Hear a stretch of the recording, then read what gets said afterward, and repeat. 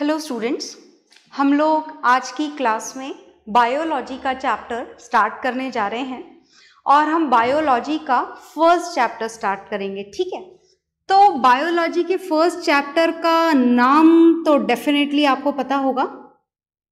This is life processes. Okay, तो हमें आज की क्लास में कौन सा चैप्टर स्टार्ट करना है? हमें चैप्टर स्टार्ट करना है life processes. Is it okay? तो बहुत ध्यान से सुनिएगा, है ना। बड़ा इंटरेस्टिंग चैप्टर है, बहुत मजेदार चैप्टर है। Almost in the bio of class 10th you have to know about the body of human beings, so definitely it is very interesting, right. तो चलिए हम शुरू करते हैं। हम शुरू करने जा रहे हैं ये जो चैप्टर लाइफ प्रोसेसेस। तो चैप्टर को शुरू करने से पहले हम ये समझेंगे कि आखिर लाइफ प्रोसेसेस का मतलब क्या होता है ना, क्या मीनिंग होता है लाइफ प्रोसेसेस का। देखिए, अब लाइफ प्रोसेसेस का मीनिंग समझने से पहले हम ये तो जाने कि कौन सी चीज को अलाइव की कैटेगरी में रखा जाता है, किस कंडीशन में किसी भी इंडिविजुअल को लिविंग बीइंग बोला जाता है।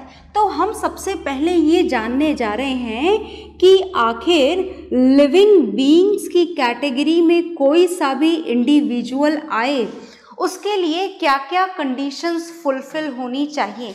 क्या आप मुझे लिविंग बीइंग बोल सकते हो? बिल्कुल बोल सकते हो। क्या आप इस मार्कर को लिविंग बीइंग बोल सकते हो? नहीं, बिल्कुल भी नहीं। आप सोचते ही सुनते ही फटाफट से जवाब दे दोगे कि this one is non living and I am a living being. Is it okay? तो आखिर हम किसी भी चीज को देखकर किस तरीके से जज करें कि ये लिविंग बीइंग की कैटेगरी में है और ये इंडिविजुअल लिविंग बीइंग की कैटेगरी में नहीं है, ये मटेरियल लिविंग बीइंग की कैटेगरी में नहीं आता है। तो हम ये जानने जा रहे हैं। Is it okay? तो देखिएगा कि लिविंग बीइंग की कैटेगरी में आने के लिए जो सबसे पहली रिक्वायरमेंट है वो है movement. Is it okay? The movement which can be done by themselves. Is it okay? जो अपना मूवमेंट खुद कर सकें। जैसे मूव तो ये मार्कर भी कर सकता है, अगर मैं इसे ऐसे पुश करूं तो it will move like this. Is it okay? पर इसको मूव करने के लिए हमें क्या लगाना पड़ेगा? इसके ऊपर कोई ना कोई एक्सटर्नल फोर्स लगाना पड़ेगा। ठीक है, और अगर मैं चाहूं तो मैं अपनी मर्जी से इधर से उधर, left to right, right to left move कर सकती हूँ। बिल्कुल कर सकती हूँ। तो क्या ये मूवमेंट हर टाइप के लिविंग बीइंग में होना ज़रूरी है? बिल्कुल, ये मूवमेंट हर टाइप के लिविंग बीइंग में होना ज़रूरी है। Is it okay? तो देखिए कि अगर हम बात इस मूवमेंट के लिए एनिमल बीइंग्स की करें तो क्या ह्यूमन बीइंग्स भी एनिमल बीइंग्स की कैटेगरी में आते हैं? बिल्कुल। तो एनिमल बीइंग्स में जब मूवमेंट की बात करते हैं, सिमिलरली जब हम प्लांट बीइंग्स में मूवमेंट की बात करते हैं तो मूवमेंट दोनों कैटेगरी में अलग अलग टाइप के होते हैं। Is it okay? कैसे मूवमेंट होते हैं देखिएगा। जैसे अगर बात एनिमल बीइंग्स की करें तो movement of our hand. Is it okay? जैसे मैंने अपने हाथ को ऊपर नीचे, लेफ्ट राइट मूवमेंट करवाया। Is it okay? So this is the movement of our hand. मैंने अपनी नेक को मूवमेंट करवाया। Is it okay? Up and down और लेफ्ट एंड राइट और whatever the type of movement is. या फिर हमने पूरा का पूरा लोकोमोशन ही कर लिया। क्या आप लोकोमोशन का मतलब समझते हैं? लोकोमोशन का मतलब movement of whole body from one place to another place. This is known as locomotion. Is it okay? So these are the movements which are usually done by the animal beings. ये movement किसके through किए जाते हैं? animal beings के through. But when we are going to talk about the plant ones, तो क्या plant भी ऐसे मूवमेंट कर सकते हैं? Movement of the plant hand और मूवमेंट ऑफ द प्लांट नेक। खैर, हैंड और नेक जैसी चीज़ें तो प्लांट में होती ही नहीं हैं, but whatever the parts are present in the plant, जो भी पार्ट प्रेजेंट होते हैं, जैसे कि बात अगर प्लांट की करें तो प्लांट में प्रेजेंट होती हैं लीव्स, प्लांट में प्रेजेंट होती हैं प्लांट की ब्रांचेस, प्लांट का स्टेम, प्लांट की रूट्स, क्या प्लांट के ये हिस्से मूव कर सकते हैं? बिल्कुल भी नहीं। कर सकते हैं क्या? रूट्स एक जगह से दूसरी जगह पर चली जाए, स्टेम उठकर एक जगह से दूसरी जगह पर चली जाए? बिल्कुल भी नहीं। मतलब प्लांट में ऐसा डायरेक्ट मूवमेंट जो एनिमल बीइंग्स में देखने को मिलता है वो तो नहीं होता। तो फिर कैसा मूवमेंट होता है? प्लांट में मूवमेंट होता है, for example the branches of plant bend towards the sun. Plant की ब्रांचेस क्या हो जाती हैं? सन की तरफ बेंड हो जाती हैं। सो this is a type of movement of the plant. Is it okay? And as we can see, plant grows. Is it okay? Roots of plant grows, stem of plant grows, leaves of plant grows. So this growth is also a type of movement which is done in the plants. Is it okay?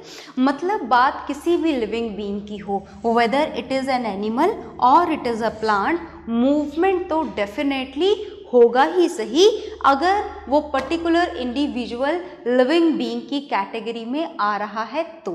Is it okay?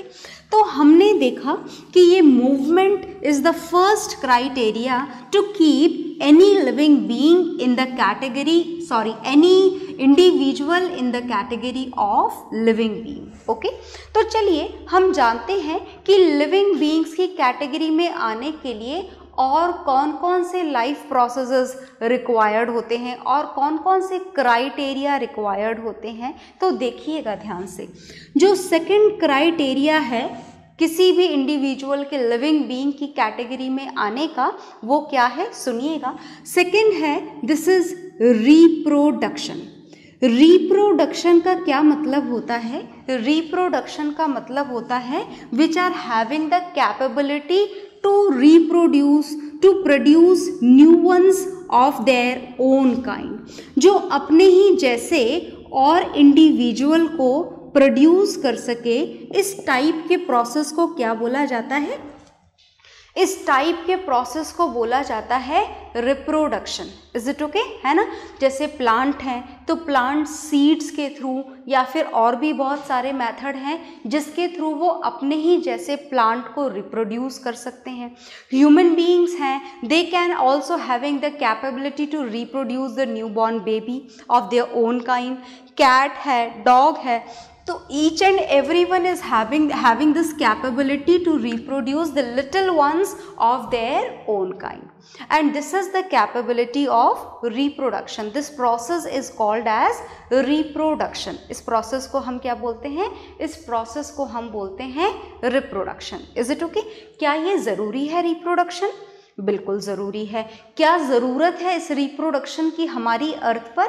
हमारी अर्थ पर किसी भी particular species की, जो भी species है, जैसे human beings हैं, तो उस स्पेशीज़ के सर्वाइवल को हमारी अर्थ पर बना के रखने के लिए, है ना, जैसे ह्यूमन बीइंग है तो ह्यूमन बीइंग का एग्जिस्टेंस अर्थ पर बना रहे, उसके लिए क्या ज़रूरी है कि वो रिप्रोडक्शन की कैपेबिलिटी रखते हों. अदरवाइज एक ना एक दिन अगर सारे ह्यूमन बीइंग्स डेड हो जाएंगे तो ह्यूमन बीइंग्स की तो स्पेशीज़ ही अर्थ से गायब हो जाएगी. तो ह्यूमन बीइंग्स की स्पेशीज़ लाइफ जो है वो अर्थ पर एग्जिस्ट करती रहे, उसके लिए कौन सा प्रोसेस रिक्वायर्ड है? उसके लिए प्रोसेस रिक्वायर्ड है रिप्रोडक्शन. Is it okay? आई बात समझ में? और क्या रिक्वायर्ड है देखिएगा. नेक्स्ट जो प्रोसेस रिक्वायर्ड है, दिस इज न्यूट्रिशन. अब ये न्यूट्रिशन क्या होता है? Nutrition can be defined as the gain of nutrient. Is it okay? जितनी भी चीज़ें आपकी बॉडी में रिक्वायर्ड हैं उनको आपके थ्रू गेन करना, this process is known as nutrition. अब भाई आपने खाना तो खा लिया, पर आपको चलने के लिए, घूमने के लिए, बैठने के लिए, पढ़ाई करने के लिए, खेलने के लिए, for each and everything you need energy. आपको किसकी ज़रूरत होती है? एनर्जी की.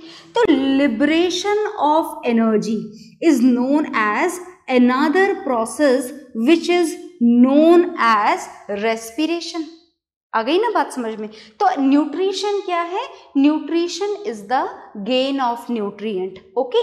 रेस्पिरेशन क्या है? Respiration can be defined as the liberation of energy.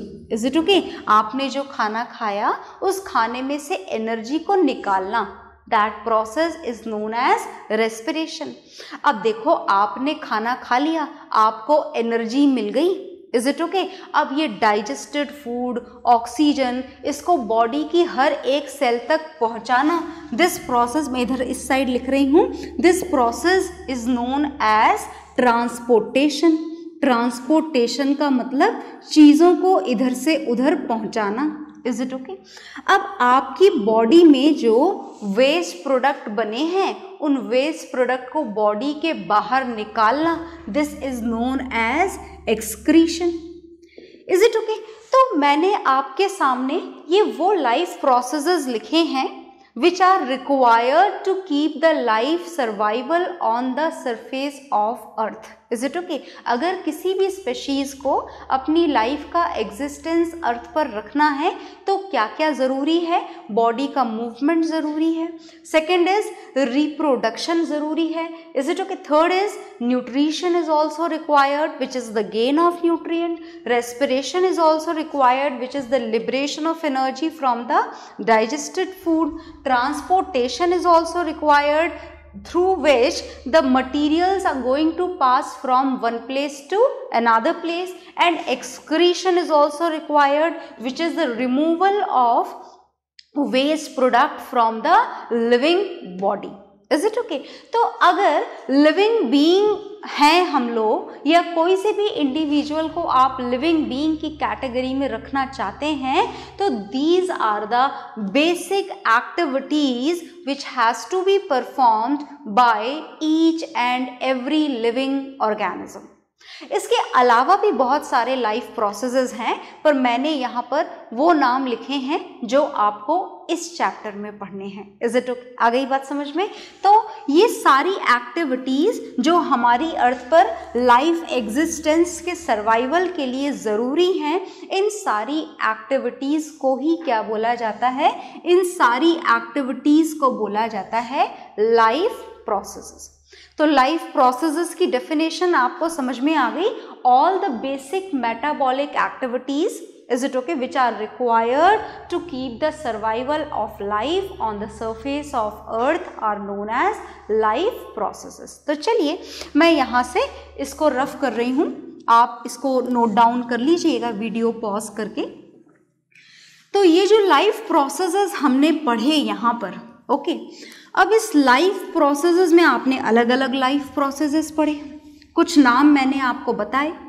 इन सारे नामों को सुनकर घबरा मत जाइएगा एक साथ ही, इज इट ओके? क्योंकि हमें वन बाय वन सारे लाइफ प्रोसेस फुल डिटेल में पढ़ने हैं, इज इट ओके? तो आराम से हम one by one nutrition, then respiration, then transportation, then excretion, we will learn each and every life process in class 10th, is it okay?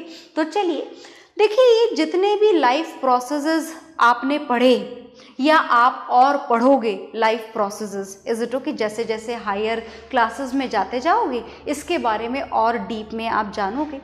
तो आपको इन सारे लाइफ प्रोसेस के लिए किस चीज़ की ज़रूरत है? आपको इन सारे लाइफ प्रोसेस के लिए ज़रूरत है एनर्जी की। किसकी ज़रूरत है आपको? एनर्जी की। कौन से लाइफ प्रोसेस को कंप्लीट करने के लिए? आपकी बॉडी में ढेरों रिएक्शंस हो रही होती हैं, ढेरों प्रोसेस हो रहे होते हैं हर समय। जैसे फ़िलहाल मैं आपको पढ़ा रही हूँ, मुझे आपको पढ़ाने के लिए भी किसकी ज़रूरत है? एनर्जी की। आप मुझे सुन रहे हो, आप मेरी बातों को समझ रहे हो, पढ़ रहे हो, लिख रहे हो, उसके लिए भी आपको किसकी ज़रूरत है? एनर्जी की। Is it okay? आप चल रहे हो, घूम रहे हो, खेल रहे हो, for each and every activity you need energy. और चलो ये तो कुछ काम हो गए जो मैंने आपको काउंट करवा दिए। इसके अलावा अगर आप सो भी रहे हो, is it okay, even at the time of sleeping, सोते वक्त भी आपको किसकी ज़रूरत होती है? सोते वक्त भी आपको ज़रूरत होती है एनर्जी की। अब हम ये जानना चाहते हैं कि आखिर सोते वक्त हमें एनर्जी की क्यों ज़रूरत है। देखिए, सोते वक्त भी हमको एनर्जी की ज़रूरत है क्योंकि उस पर्टिकुलर ड्यूरेशन में भी हमारी बॉडी के अंदर ढेर सारे लाइफ प्रोसेसेस कंटिन्यू चल रहे होते हैं। Is it okay? एग्जाम्पल, सोते वक्त भी जो हमारा हार्ट है वो बीट कर रहा होता है। और हार्ट बीट का मतलब क्या होता है? सोते वक्त भी हमारा जो हार्ट है वो हमारे ब्लड को क्या कर रहा होता है?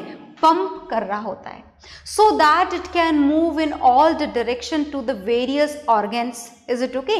ताकि वो ब्लड सप्लाई होता रहे, ऑक्सीजन सप्लाई होती रहे। इसी हार्ट बीट के साथ साथ हमारे सोते वक्त भी ब्रीथिंग प्रोसेस चल रहा होता है, ऑक्सीजन का इनटेक, कार्बन डाइऑक्साइड का एक्सेलेशन, ये चल रहा होता है। And a lot of work are going to be done in our body even when we are sleeping. मतलब बात ऐसी है कि आप सो रहे हो या जाग रहे हो या खेल रहे हो या सिर्फ एक जगह पर चुपचाप बैठे हो, for each and every work you need some energy. अब बात यह है कि हमको ये एनर्जी मिलती कहाँ से है? ओके, तो एनर्जी हमको कहाँ से मिलती है? एनर्जी हमको मिलती है खाने से, फूड से। Is it okay? तो जो एनर्जी हमको फूड से मिलती है, तो हम एनर्जी गेन करने के लिए हमें सबसे पहले किसकी ज़रूरत है? हमें ज़रूरत है एनर्जी गेन करने के लिए फूड की। Is it okay? और this gain of food is known as nutrition. इस गेन ऑफ फूड वाले प्रोसेस को ही क्या बोला जाता है? न्यूट्रिशन बोला जाता है। तो मैंने आपको यही बताया था कि हमें न्यूट्रिशन पढ़ना है यहाँ पर फुल डिटेल में। तो हम इस लाइफ प्रोसेस चैप्टर में जो फर्स्ट लाइफ प्रोसेस स्टार्ट करने जा रहे हैं, इस फर्स्ट लाइफ प्रोसेस का नाम है न्यूट्रिशन। और क्या है ये न्यूट्रिशन? सुनिएगा ध्यान से, न्यूट्रिशन का मतलब क्या होता है, बहुत ध्यान से सुनना। Nutrition can be simply defined as the gain of nutrients. Is it okay? Nutrition को आप क्या बोल सकते हैं? Gain of nutrients. Is it okay? है ना? और जब gain of nutrients की बात करें और स्पेशली जब ह्यूमन बींग्स की बात करें, तो हम बचपन से पढ़ रहे हैं कि when we are going to talk about the nutrition which can be defined as the gain of nutrients, तो इस न्यूट्रिएंट की लिस्ट में क्या क्या एडेड होना चाहिए? सुनिएगा ध्यान से, हम बहुत अच्छे से जानते हैं इस न्यूट्रिएंट्स की लिस्ट में ऐड होना चाहिए सबसे पहले कार्बोहाइड्रेट। अब मैंने आपको सबसे पहले कार्बोहाइड्रेट क्यों बोला? Because this carbohydrate is required in large quantity in our body. सबसे ज़्यादा क्वांटिटी में जो न्यूट्रिएंट हमारी बॉडी को रिक्वायर्ड है, दिस इज कार्बोहाइड्रेट। जो नेक्स्ट रिक्वायरमेंट है हमारी बॉडी की, this is fats. Is it okay? अब आपको ये तो पता ही होगा कि कार्बोहाइड्रेट हमें कहाँ से मिलता है। कार्बोहाइड्रेट हमें मिलता है फूड ग्रेन से, like wheat, rice, is it okay, bajra, and all type of food grains. Is it okay? And when we are going to talk about the fat molecules, then this fat can be absorbed from the oil seeds. Oil seeds का मतलब, जैसे आप अलग अलग oil seeds use करते हो, groundnut use करते हो तो ग्राउंडनट ऑयल। बात समझ में आ गई? So whatever the type of oil seed is there, you will get the different type of oil, and each and every oil is having this fat molecules in it. Is it okay? ये जो carbohydrate और fats जो हमारे nutrient हैं, these nutrients are the major source of energy. आपकी body को जो mainly energy giving जो फूड होता है, जिस फूड से आपकी बॉडी को सबसे ज़्यादा एनर्जी मिलती है, एनर्जी का जो मेन सोर्स होता है, this is carbohydrate and fats. अब अगर हम और न्यूट्रिएंट के बारे में जानें तो देखिए, one more very important nutrient is protein. Is it okay? Protein के साथ साथ मिनरल्स नाम आपने सुने होंगे, इज इट ओके? तो ये जो प्रोटीन एंड जो मिनरल्स हमारी बॉडी में रिक्वायर्ड हैं, they are required for the synthesis of our body, किसी भी बॉडी के पार्ट को फॉर्म करना, लाइक स्किन को फॉर्म करना, स्किन की ग्रोथ होना, बॉडी ऑर्गन्स की ग्रोथ होना। तो उसमें जो मेन रोल है वो किसका है? प्रोटीन एंड मिनरल्स का। इसके अलावा जो हमारे लिए बॉडी में रिक्वायर्ड है, दिस इज विटामिन्स। विटामिन्स आप जानते हैं ना, which can be absorbed usually from the fruits and can also be can also be found in the fruits also as well as in the vegetables also. Fruits और vegetable दोनों में ये vitamins आपको मिल जाते हैं। विटामिन्स का काम क्या होता है? विटामिन्स का काम होता है हमारी बॉडी ऑर्गन्स की स्मूथ फंक्शनिंग, हमारे बॉडी ऑर्गन प्रॉपरली काम करते रहें, उस प्रॉपर फंक्शनिंग के लिए किसकी ज़रूरत होती है हमारी बॉडी में? विटामिन्स की। और हमारे इन सारे लाइफ प्रोसेसेस को एक पर्टिकुलर मीडियम प्रोवाइड करने का काम किसका होता है? वाटर का। So these are the main nutrients which has to be present in our diet, is it okay, to give the energy to our body for all the life processes, is it okay? तो हमने nutrition का मतलब समझा। Whatever is there on the board, you have to note it down in your registers. तो video pause करेंगे और note down करेंगे video को, राइट? ओके।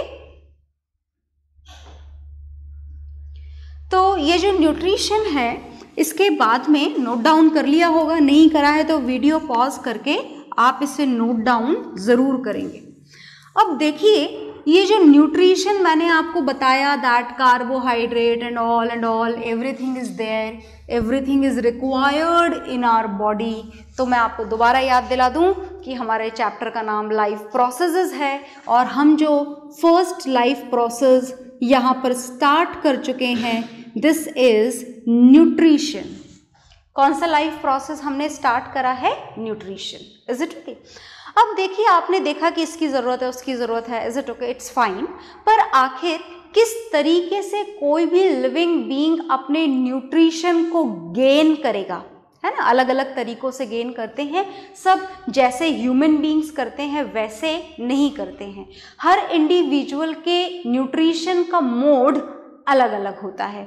तो हमको जो अब पढ़ना है, हमें पढ़ना है मोड्स ऑफ न्यूट्रिशन, कि आखिर न्यूट्रिशन कौन से तरीके से होगा, ये हमको पढ़ना है आगे। तो ये जो मोड्स ऑफ न्यूट्रिशन है, this can be divided into 2 categories. 2 तरीके के modes of nutrition usually living beings के थ्रू फॉलो किए जाते हैं। First mode of nutrition is autotrophic mode of nutrition. ध्यान से सुनिएगा, autotrophic mode of nutrition. And second जो आपको पढ़ना है, this is heterotrophic mode of nutrition. ये 2 मोड ऑफ न्यूट्रिशन हमको पढ़ने हैं, autotrophic mode of nutrition and second is heterotrophic mode of nutrition, right? ध्यान से सुनिएगा। ऑटोट्रॉफिक क्या मतलब है इसका? ऑटोट्रॉफिक, इस वर्ड का मतलब सुनिएगा। ऑटो का मतलब है सेल्फ और ट्रॉफिक का मतलब है न्यूट्रिशन, इज इट ओके? तो self nutrition, this is known as autotrophic mode of nutrition, in which the living beings are going to prepare their own food by their own। जो living being अपना खाना खुद बना सकें, is it okay? उस mode of nutrition को क्या बोला जाता है? Autotrophic mode of nutrition, right? Okay. And next is heterotrophic mode of nutrition। यहाँ पर इस hetero word का क्या मतलब है? others। और ट्रॉफिक वर्ड का क्या मतलब है? Nutrition again, is it okay? So what is the meaning of others nutrition? No no no, others nutrition नहीं, this is the nutrition obtained by others. जहां पर न्यूट्रिशन के लिए किसी और पे डिपेंड होना पड़े, that is heterotrophic mode of nutrition. जहां पर न्यूट्रिशन खुद के थ्रू ही कंप्लीट कर लिया जाए, फूड की प्रिपरेशन खुद ही कर ली जाए, this mode of nutrition is known as autotrophic mode of nutrition. तो मैंने आपको यहाँ पर ऑटोट्रॉफिक और हेट्रोट्रॉफिक दो मोड ऑफ न्यूट्रिशन बताए हैं। Is it okay? इस ऑटोट्रॉफिक और हेट्रोट्रॉफिक मोड ऑफ न्यूट्रिशन को आप नोट डाउन कर लीजिए। मैं यहाँ पर आ गई हूँ साइड में। तो ऑटोट्रॉफिक और हेट्रोट्रॉफिक मोड ऑफ न्यूट्रिशन को हम और डिटेल में पढ़ेंगे, फुल डिटेल में पढ़ेंगे, पर हम नेक्स्ट क्लास में पढ़ेंगे। ओके, सो बाय एवरीवन।